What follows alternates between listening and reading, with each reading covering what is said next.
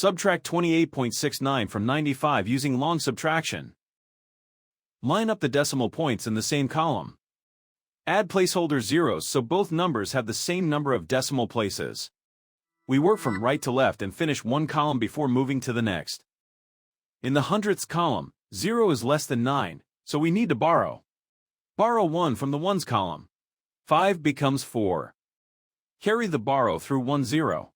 Each cross 0 becomes 9. The 0 in the hundredths column becomes 10. In the hundredths column, 10 minus 9 is 1. In the tenths column, 9 minus 6 is 3. In the ones column, 4 is less than 8, so we need to borrow. Borrow 1 from the tens column. 9 becomes 8. The 4 in the ones column becomes 14. In the ones column, 14 minus 8 is 6. In the tens column, 8 minus 2 is 6. Bring the decimal point straight down into the answer. The final result is 66.31.